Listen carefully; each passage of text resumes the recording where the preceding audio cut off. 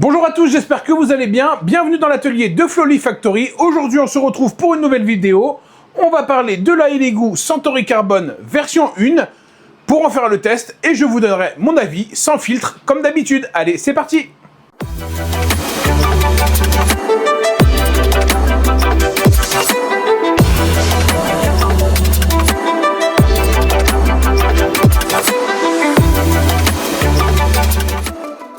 Avant le début de cette vidéo, je vous invite à vous abonner à la chaîne, à mettre un petit like et un commentaire parce que ça me soutient énormément. Avant de commencer, merci à Geekbuying de m'avoir envoyé donc la Elegoo Centauri Carbone. C'est eux qui me l'ont offert pour en faire la review.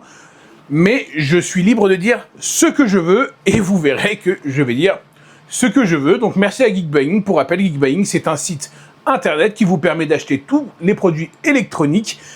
Imprimante 3D, scanner, graveur laser, à des prix parfois avantageux. Donc voilà, je vous mettrai le lien en description pour ceux qui ne connaissent pas. La Elegoo Centauri Carbone, donc c'est une imprimante Core XY de chez Elegoo, avec un volume d'impression de 256 par 256 par 256, grosso modo le même volume d'impression que les Bambu Lab A1, P1S, P1P. Là-dessus, on va y retrouver le même volume. Donc c'est un volume qui est, on va dire aujourd'hui, le standard de l'impression 3D dans nos ateliers.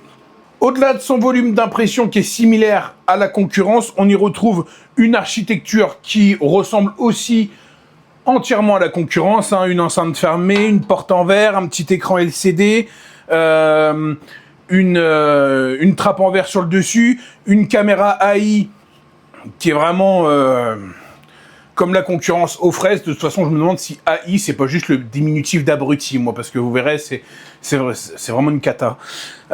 Ensuite, elle est vendue avec ce plateau double face. Donc, on a le côté A qui va nous servir à imprimer du PLA, du TPU, de l'ABS, du PETG et des plastiques avec de la fibre de carbone.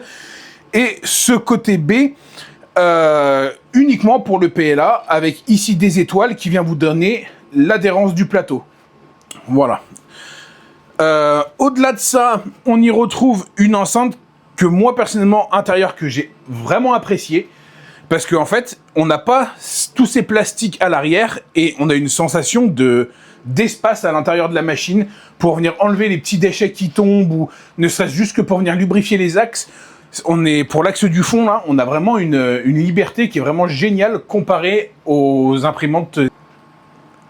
Concernant l'adhésion au plateau, ça par contre c'est génial, hein. Le plateau adhère super bien. J'ai eu 0 décollement et il imprime, il adhère bien des deux faces. Ça c'est vraiment super. Par contre, j'attire votre attention sur le fait que sur le plateau optimisé pour le PLA, ils disent qu'il faut chauffer à 30 degrés. Ça marche pas pour moi, du moins. À chaque fois que j'essayais d'imprimer à 30 degrés, ça se décollait. Tout le temps. De toute façon, j'avais déjà fait l'expérience avec le Super Tac de chez Bambu, ça me faisait pareil. Moi, je le mets à 60 et là, par contre, j'ai aucun souci. Par contre, l'impression à 30 degrés, moi, ça n'a pas fonctionné. Donc, elle est vendue par contre avec un plateau qui est texturé des deux faces. Pour les gens qui veulent un plateau lisse, il faudra l'acheter en option. Un petit point sur le slicer. Donc, la machine est compatible avec Orca Slicer ou Elegoo Slicer. Moi, pour le test de cette vidéo, j'ai utilisé le slicer de chez Elegoo. Et je n'ai touché à aucun paramètre. Je vous donnerai la marque de mes filaments. Je n'ai rien touché au profil. Ce sont les profils soit Elegoo, quand j'ai utilisé un filament Elegoo, soit le profil générique. Je n'ai rien touché du tout. En revanche, l'imprimante n'est pas équipée d'une chambre chauffée activement. Donc, cela veut dire que pour certains matériaux, vous allez être un petit peu en difficulté avec des soucis de warping ou autre.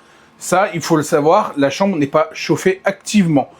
Mais ça ne m'a pas empêché d'imprimer des matériaux un petit peu sensibles et ça, on le verra tout à l'heure.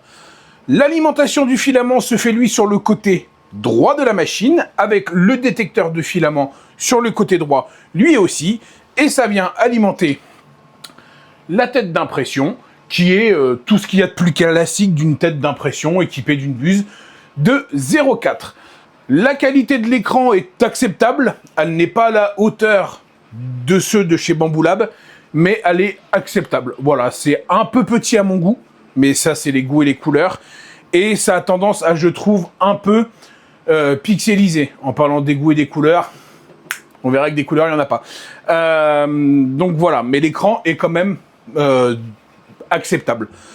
Petit point négatif pour moi, mais c'est vraiment histoire de chipoter, j'aurais aimé pouvoir choisir le côté où je mets ma bobine, dire bah je peux alimenter soit de gauche, soit de droite, mais c'est un petit point, vraiment pour chipoter, de toute façon les autres ne le font pas, donc voilà. Vous avez aussi donc la possibilité d'ajouter cette petite clé USB pour transférer vos fichiers, enregistrer vos timelapses, qui est, elle, à l'avant de la machine. Pour le coup, ça, c'est plutôt bien pensé. C'est la clé USB d'origine. D'habitude, je les utilise pas, mais là, pour le coup, j'ai utilisé vraiment la clé USB d'origine. Ensuite, l'imprimante est équipée d'une lumière intégrée à la chambre. Là, c'est pareil. Elle fait le boulot, mais ça manque de tonus quand même. À titre d'exemple, quand l'imprimante vient faire son changement de couleur manuel, je suis incapable de voir si c'est bien du blanc qui sort et pas l'ancien filament, quoi. Vraiment, ça manque de punch dans la lumière, à mon sens. Donc on a dit la caméra AI, on va mettre les deux pieds dans le plat, la caméra AI qui va vous servir qu'à faire les timelapses et suivre à distance vos impressions. À distance, ça va être sur votre ordinateur, parce qu'il n'y a pas d'application mobile pour suivre les impressions à distance. Donc déjà, ça, c'est mort. Ce sera que via le slicer de chez Lego. Cette caméra AI, elle marche aussi mal que la concurrence. Je lui ai généré des spaghettis tous de manière volontaire. Elle n'a jamais détecté les spaghettis. J'ai fait des erreurs de... Comment ? Je lui ai généré des erreurs, elle les a jamais détectées non plus. Franchement, ça marche pas bien. Mais de toute façon, ça marche pas bien chez les autres non plus. Concernant aussi la qualité de la vidéo, elle est acceptable. Elle est, on va dire, à la qualité de ce qui était X1 Carbone et P1S. Sinon, pour le reste, que dire de cette caméra AI, hormis que de toute façon, vous ne vous en servirez que très peu, et de toute façon, on ne s'en sert que très peu. Moi, je vois dans mes Bambu Lab, hormis pour montrer à mes collègues, regarde, j'ai une imprimante qui est en train de fonctionner, ou arrêter le print à distance si vraiment je détecte moi l'erreur parce que la caméra ne l'a pas détecté. C'est pas le truc du siècle, quoi. Concernant le bruit de la machine, on va pas se mentir que c'est très bruyant. Alors, c'est très bruyant, tout est relatif. Je me suis habitué à la série H2 de chez Bambu Lab, qui est pour le coup, elle, très silencieuse, ou à la Prusa XL, qui elle aussi est très silencieuse. Quand on a mes mères là, ça dépote, hein. Ça fait que c'est quand même assez bruyant. Pour ceux qui ont l'envie de mettre ça dans une salle à manger ou dans une pièce de vie ou je ne sais où, vous allez prendre le livret de famille dans la tronche. Faites pas ça, hein. Ça, c'est bruyant de chez bruyant. À titre d'exemple, moi, je suis dans mon bureau. Quand je ferme la porte et j'ai ma chambre qui est juste de l'autre côté du couloir, j'entends la machine. Alors que les deux là, je les entends pas. Donc, c'est à prendre en compte le bruit. Concernant les vitesses d'impression, c'est pareil. On est semblable à ce que fait la concurrence. C'est une imprimante qui est quand même assez rapide. Au niveau du refroidissement, le refroidissement de la tête d'impression est vraiment bien. Là-dessus, j'ai eu zéro souci quand on verra les overhangs et tout. C'est vraiment bien géré. Et concernant le refroidissement de la chambre, il est fait à l'arrière via un système de refroidissement, tout ce qu'il y a de plus classique, mais bruyant. Ça, je vous l'ai déjà dit. La machine est compatible Wi-Fi, donc vous pourrez envoyer vos prints à distance. Elle accepte le Wi-Fi 2.4 et 5 GHz. En revanche, elle est dépourvue de port Ethernet. Sur le slicer, hein, pas de surprise, de toute façon, ce sera Pour ceux qui connaissent Orca Slicer, ce sera Orca Slicer ou un Bamboo Studio-like. C'est exactement pareil. Mais il est simple d'utilisation et facile à prendre en main. Tout n'est pas traduit en français, par contre. C'est un mélange français-anglais. Mais honnêtement, franchement, c'est pas dérangeant. Je l'ai trouvé juste un peu moins complet que Bamboo Studio. Mais pour le coup, Bamboo Studio n'est pas non plus le slicer le plus complet. Mais franchement, pour des gens qui démarrent, ça ira tout seul. On a fait vraiment le tour du propriétaire. Hein. Ça reste une imprimante simple dans sa proposition. C'est pas quelque chose qui va venir révolutionner le marché de l'imprimante, car elle est dépourvue de multicouleurs à l'heure actuelle. Et ça me déplaît énormément. On en reparlera tout à l'heure. La qualité d'impression, elle, franchement, elle n'a pas à rougir face à la concurrence. La qualité d'impression est top. Et on va en parler tout de suite avec différents matériaux, car j'ai vu dans les reviews que vous m'avez, dans les commentaires pardon que vous m'avez mis sur mes anciennes vidéos, vous aimeriez que je teste plus de matériaux. Je l'ai fait. Donc on va voir tout ça ensemble. Donc du coup, le petit Benchy des familles, hein, aujourd'hui, faire un Benchy, c'est vraiment donné à toutes les imprimantes 3D, mais il est bien réalisé, en 11 minutes. Franchement, il est bien, un petit défaut ici, là, sur le haut de la cabine, mais rien de transcendant. Sinon, franchement, c'est une belle réalisation pour ce Benchy. J'ai ensuite enchaîné avec cette petite figurine, ce petit Bouddha. Donc ça, c'est des filaments qui m'ont été fournis avec la machine. C'est la marque Pantone. Donc, franchement, c'est un petit bleu ciel mat. Là, il est plutôt sympa. Moi, j'ai trouvé ça joli et la figurine est vraiment propre. Là, c'est en 0,2 de hauteur de couche. Ensuite, pour la Saint-Valentin, j'ai imprimé ce... Non, c'est une blague. J'ai imprimé ce petit vase, donc qui est, par contre, un faux vase. Il n'est pas fait en mode vase, hein, il est rempli à l'intérieur. Mais il est propre, hein, franchement. Les arêtes, elles sont vraiment bien saillantes. Franchement, c'est vraiment joli. Hein, il n'y a quasiment aucun défaut. Moi, j'étais très satisfait de ce petit vase. J'ai ensuite imprimé, toujours en PLA, cette petite tour Eiffel. Donc ça, c'est un fichier propre à la machine. Ici, c'est du Elegoo PLA+, hormis un petit défaut sur le pont aussi en dessous, là. Je sais pas si on le voit. Franchement, c'est propre, quoi. Il y a pas à dire. Il y a quasiment pas de stringing. Je l'ai pas passé au décapeur thermique. C'est propre, vraiment. Pour le PLA, j'ai imprimé ensuite du PLA, donc Silk. J'ai imprimé cette Moon City. Et ben franchement, c'est propre, quoi. Moi, ça m'a bluffé. La Moon City, c'est une merde à faire. Mais franchement, ça en est super bien sorti. L'overhang en dessous, il est plutôt propre. Il y avait quasiment pas de stringing. J'en ai un petit poil ici, là, sur le sommet du bâtiment. Mais sinon, franchement, c'est joli, quoi. Pour une imprimante de ce prix, c'est quali, quoi. À l'arrière, c'est propre. En dessous, le pont en dessous, il est propre. Franchement, le pont ici est vraiment cool. Je sais pas quoi dire de plus que moi, ça m'a bluffé. Vraiment.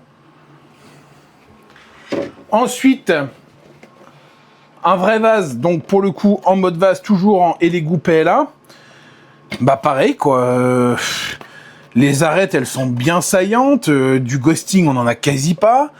Les couches, elles sont vraiment bien soudées les unes aux autres. Franchement, qu'est-ce que vous voulez que je vous dise de plus? À part que c'est bien fait, c'est bien exécuté. Et c'est aujourd'hui ce qu'on demande à toutes les imprimantes 3D. Et ben, elle le fait. Et tout ce qu'elle fait, elle le fait bien.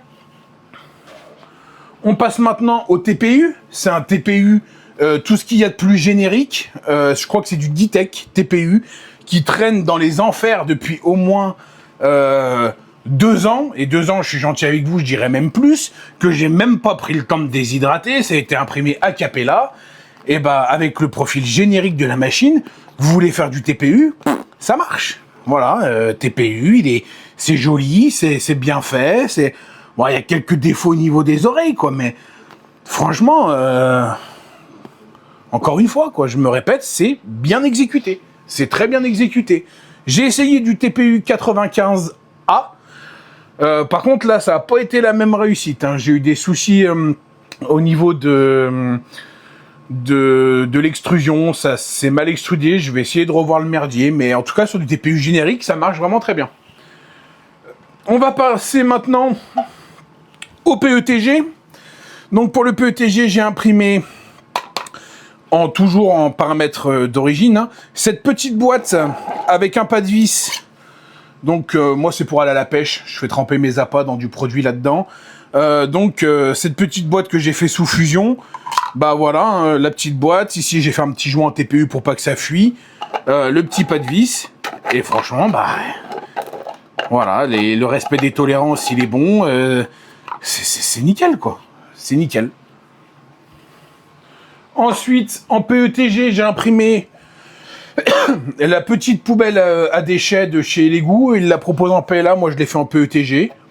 Bah c'est pareil, hein, c'est un modèle qui est sympa et c'est bien sorti. Les écritures sont plutôt bien lisibles. Donc les petits détails sont plutôt bien lisibles. Quoi, voilà. Moi, je sais pas si ça rend aussi bien en vidéo qu'en vrai, mais franchement, c'est propre. J'ai ensuite imprimé de l'ABS. Donc ici, c'est un ABS de chez Bamboo Lab. Et bah franchement, moi, c'est la première fois que j'imprime de l'ABS. J'en avais un peu la frousse parce que c'est quand même très sujet au warping. Bah, du premier coup. Voilà. Avec le profil générique ABS du premier coup. Zéro souci de warping, c'est bien sorti, c'est résistant, tout ce qu'on attend de l'ABS, et là je dis voilà, tout ce qu'on attend, franchement c'est nickel. Donc du coup, la qualité d'impression, c'est top, mais le multicouleur dans tout ça, on en parle un petit peu, parce que de base, mes mères là, elle était vendue pour acheter l'imprimante maintenant, et faites-nous confiance, à la fin de l'année, ou dans quelques temps, on vous sortira le module multicouleur que vous pourrez acheter en option. Les gens, ils ont acheté la machine. Et le multicouleur dans tout ça, eh ben, il n'y en a toujours pas. Il n'y en a toujours pas, et il n'y en aura pas. Ils nous font miroiter que ça va arriver, patati et patata, mais ça n'arrivera pas. Ils ont sorti la Centauri Carbone 2, avec leurs grandes excuses, excusez-nous, on est désolé, si vous voulez du multicouleur, achetez la Centauri Carbone 2, pour ceux qui ont acheté la Centauri Carbone 1, on vous fera un code promo pour vous acheter la Centauri... Mais rien du tout, déjà, heureusement que tu donnes un code promo, parce que t'as menti aux gens, il y a des gens pour qui l'achat d'une imprimante, c'est un budget. On est dans un monde où tout coûte cher maintenant, où les gens galèrent à boucler les fins de mois. Il y a des gens qui ont acheté ça en vous faisant confiance, et du coup, ils se retrouvent lésés. Et il y en a pour qui, à l'époque, c'était 400 €. Il y en a pour qui 400 €, c'est une somme énorme. Et pour moi, vous leur avez menti. Et ça passe pas. Surtout que vous n'êtes pas coutumier du fait. Vous êtes coutumier du fait, pardon. Vous nous avez fait le cas avec la Saturn 4 Ultra 12K SSK. La Jupiter 2, on l'attend toujours.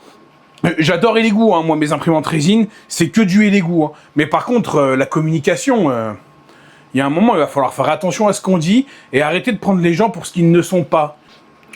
Donc dans l'hypothèse où un module multicouleur sortirait un jour, bah faudrait me dire où est-ce qu'on le branche, parce qu'à l'arrière, il n'y a rien de prévu à l'heure actuelle pour brancher un AMS ou un... De toute façon, ce serait pas un AMS, de ce qu'on a vu apparemment, ce serait un petit chroma kit là qui se mettrait sur le côté. Il n'y a rien qui est prévu pour le brancher, donc ça veut dire que quand il va falloir encore certainement changer la carte mère ou rajouter des cartes ou... Quand bien même ils le sortent, ils vont le rendre le moins attractif possible pour que vous ne l'achetiez pas et que vous achetiez directement la Centauri Carbone version 2. Donc on va quand même conclure. Est-ce que je recommande cette imprimante? Oui, parce que franchement, moi elle m'a bluffé, mais vraiment. Quelqu'un qui a vraiment pas besoin de multicouleurs, qui veut imprimer que du mono, avec des filaments style ABS, franchement ça fait le taf. Hein. Ça fait largement le taf pour un prix qui est relativement bas. Elle doit être aux alentours des 279 €, je crois, à l'heure actuelle. Dans une enceinte fermée, bah franchement, ça fait le taf. Par contre, bah moi la douille du multicouleur, ça passe pas quoi. Ça passe pas et pour moi c'est un gâchis. Voilà, c'est un gâchis cette machine. Elle a tout pour être super et on se dit bah si je veux vraiment qu'elle soit super, il faut que j'achète la V2. Bah non, moi ça passera pas. Je vous avais promis d'être transparent et de vous donner mon avis sans filtre. Je pense que pour le coup, vous l'avez eu. En tout cas, je remercie Geekbuying de m'avoir envoyé cette imprimante. Merci à eux de soutenir la chaîne. Merci à vous de soutenir la chaîne. Je vous retrouve rapidement pour une nouvelle vidéo. N'hésitez pas encore une fois à liker et à vous abonner. Allez, ciao!